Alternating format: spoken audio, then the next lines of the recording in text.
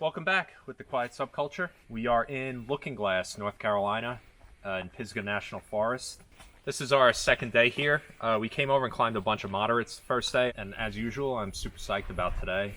We're getting out to a classic R-rated 12 over here, because what else would we be getting out to? We're meeting up with Ben Kegan, who recently put up a link up of all the cruxes on this one particular section of wall. Warren's psyched. And Warren's psyched, and we're psyched. We're just gonna hike in. Look at beautiful Looking Glass rock all the way back there.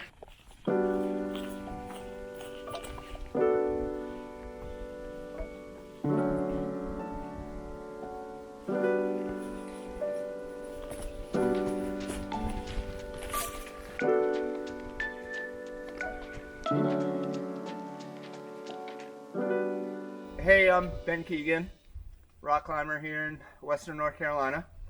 We are at probably my favorite stretch of rock in the world.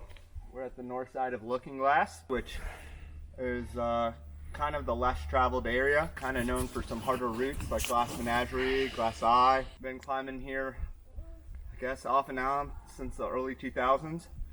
Right directly behind me is a couple really super classic lines. This goes at 5'10" with this traverse and this loose block. I think back in 87 or 88, a direct start was added by Eddie Bagoon.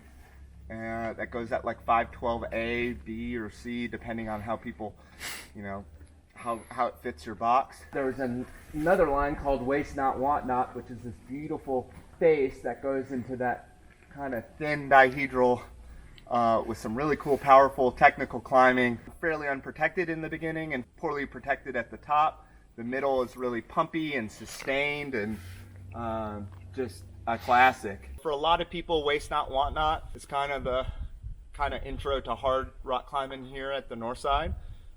It's just easily accessible and top ropeable off of invisible airways, which is the 5'10" climb. A lot of people headpoint it. That's how I first did it as well. I just got kind of curious, so many laps of doing this thing and being psyched about finding new variants and new routes. Found a pretty cool direct line, and then it was pretty obvious that there would be a possibility to link the 512 crux of invisible direct into Waste Not, Want Not by adding just a singular bolt. I perseverated for years over whether or not I wanted to do it. Wow, that long. Yeah, a couple years. I had top roped it probably 2 years ago. My original vision was to just clip the first bolt on Waste Not and do a completely unprotected traverse and doing that sideways dyno with possibly just the first bolt below me, but I knew that I could do that, and I could certainly establish the line. I just don't think anybody would do it again. And I didn't want to create something that was going to get people hurt. I ended up calling the first ascentionist and kind of getting a pull from the folks at, most of the climbers at the north side about whether or not they thought that addition and adding that bolt would be worthwhile. Chris climbed the first ascensionist of Waste Not, Want Not, and he said, "Oh yeah, if you can link cruxes, I did that all the time. I'm all about that. I wish I would have thought about it sooner and did it myself." Nice. Have at it. Add a bolt. I'm sure it's cool. And so I added that bolt on lead to do Waste Not Direct first, and then that gave me the opportunity to do Saint of Circumstance. So not only did you add a bolt, but you added a wild power slab dyno crux. So how does that go? You're on this kind of balancy position of a mantle and this just your finger on the hold, and then you have to stammer your foot out, and then you're looking at that dyno and do it. And when you're doing it through... So real quick, you're dynoing off of a palm press and a sideways finger press. Correct. So like a really good edge, and then you get then you start the business of Waste Not, Want Not. I ended up having to have 2 ropes to do it.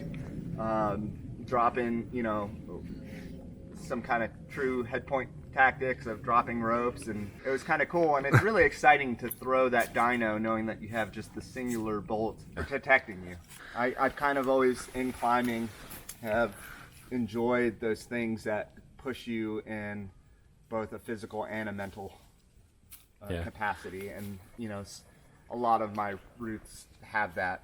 Yeah. And something I'm really happy about North Carolina, that it's not, you know, if you want to chase those kind of Headpoint type routes, they're here. So I am gonna check out the corner of the opening corner of Saint of Circumstance, or Invisible Airwaves direct. I want to see if I could do it. Ben was saying that it's been done with stick clipping, and I want to see if I feel comfortable doing it. We don't have any bouldering pads up here except half a pad. I think if you had like 2.5 pads, you could do it no problem, but we don't have that.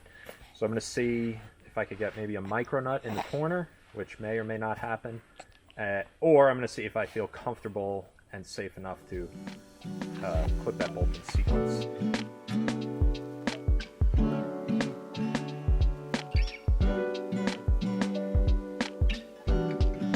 So I'm getting thrashed on the 12A corner. Nothing new. I get thrashed on 12A all the time in the gunks. Yeah, it's just super technical, a lot on your calves.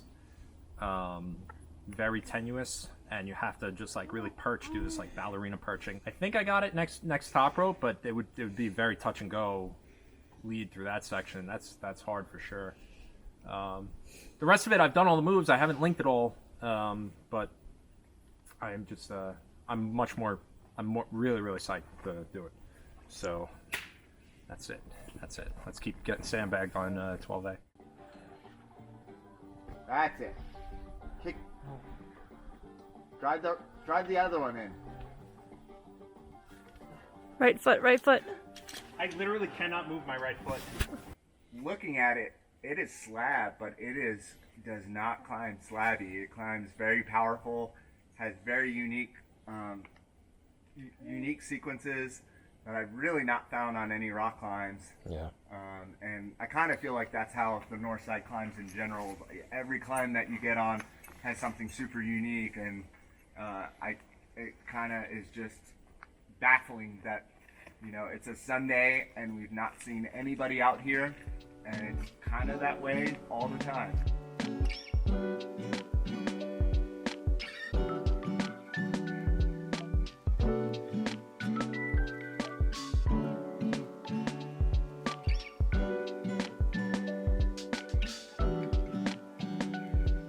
Ben was like, yeah, I haven't climbed in 3 weeks. My shoulder kind of hurts. I'm injured. Let me just style this while you struggle up it. And he just walked up it. He danced up it more. So. The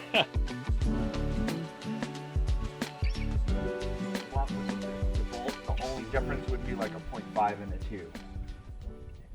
And that can be easily tossed up to. Ben's.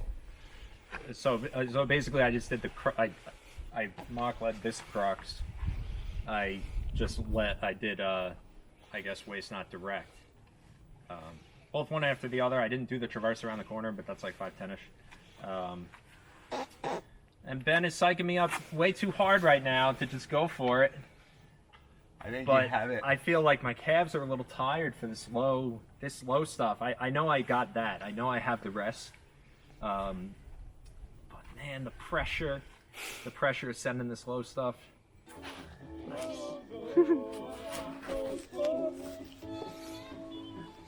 We gotta get Ben singing that. I'm gonna go for it, for show. Ben was really trying to psych me up to go for it, kind of like a sundown send. And I don't know. I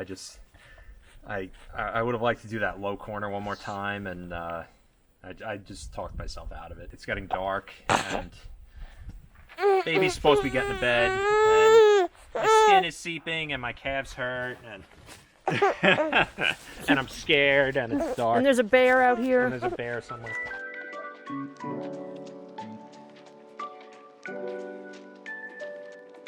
So we just hiked up here. We're here for our third day on Saint of Circumstance. We had to bring up pack and play for the baby. It's just me and Sabrina. It rained and the cliff is still drying out, and it looks like it could be a little wet through the opening dihedral. But there's only one way to find out. What's really cool about coming here after a rainy day is that the top of the cliff is seeping, and basically there's like a sort of a like a rain line of how overhung this cliff is, where, you know, 20 feet away from the base of the cliff is where all the raindrops are falling. It's a pretty cool thing. It's like, it's very, very steep and overhung. And there's one more piece of gear to protect the traverse after doing the initial boulder problem that I forgot to suss out. So I want to check that out too, just to make sure I have that. The way I'm going to lead this is going to be like really, I guess like grit style tactics. Sabrina's going to belay me through the first boulder problem on one end of the rope. I'm going to tie both ends of... Sabrina's going to belay me through the first boulder problem. I'm going to tie both ends of the rope to me. She's going to belay me up on one, and I'll traverse over to the bolt. I'll clip into the bolt and clip into my belay loop without weighting the bolt. Drop the rope, and then she'll put me on belay on the other end of the rope. And then I'll clip the rope into the draw and climb from there to avoid all the rope drag and only have one belayer. Yeah, that's it. So try the lower boulder 1 or 2 more times, get the piece of gear for the traverse, and send it.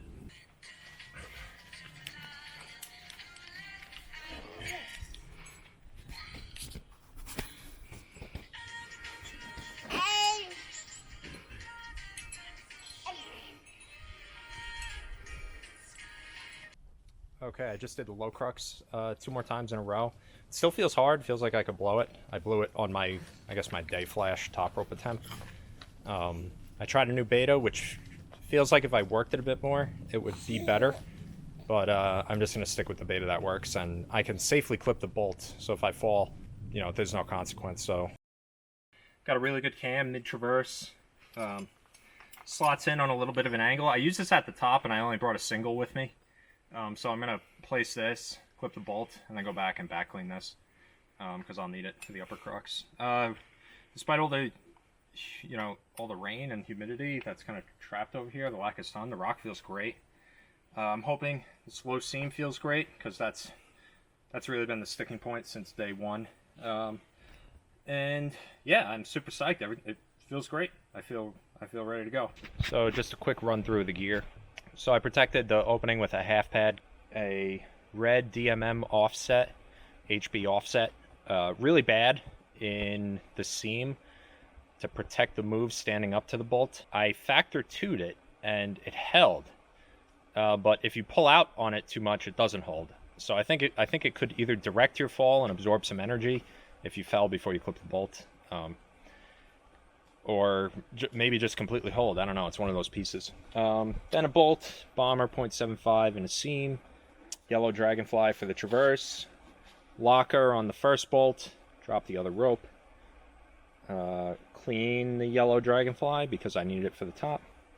2 more bolts, red dragonfly, yellow dragonfly right next to each other in a thin seam. They're both pretty good.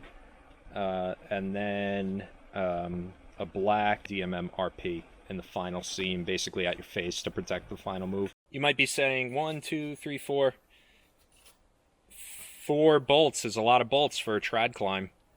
Well, come and climb it then and see how sporty it is. I think you'll find yourself a little surprised.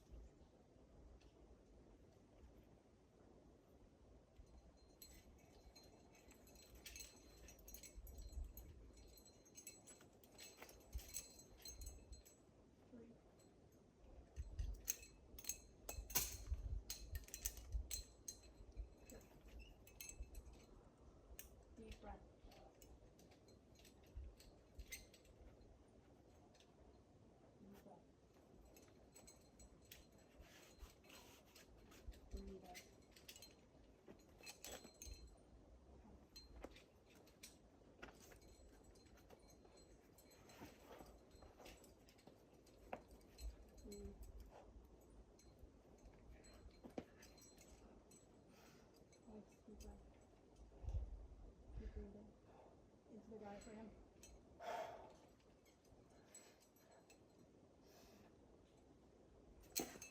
Nice. Good job. Good job. Nice.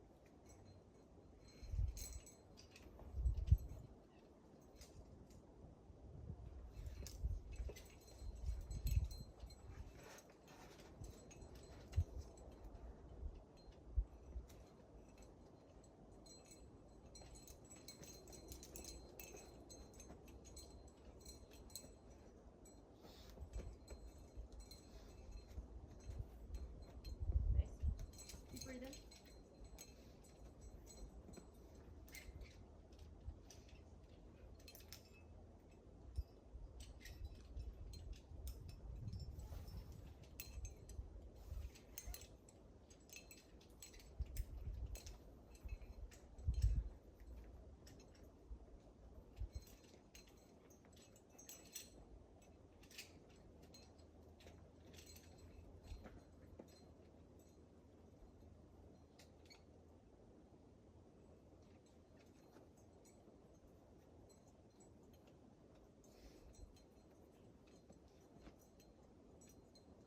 All right.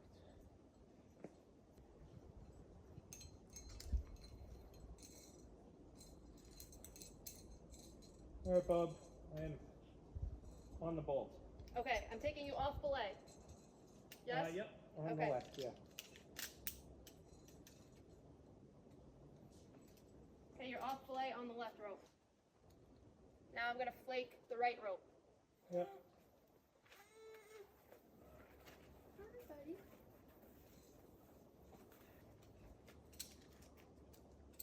Okay, I'm gonna.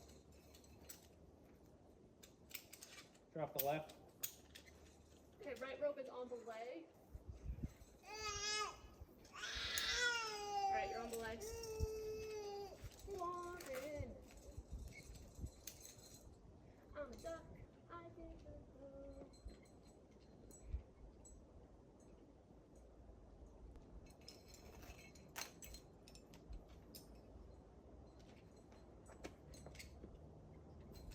Stop.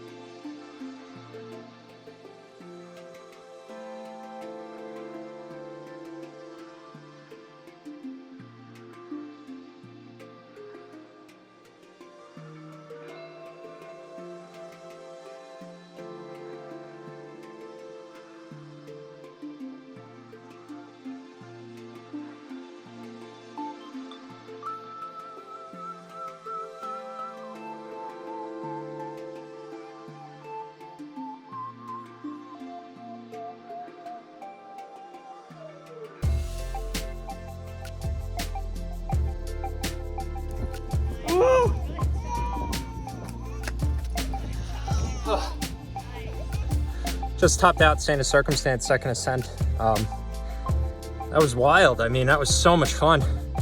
So many stacked cruxes, so much to contend with when you're actually leading it. Just the anticipation of the cruxes, the anticipation of the final pump crux. Definitely, as usual, a little more pumpy than a top rope burn.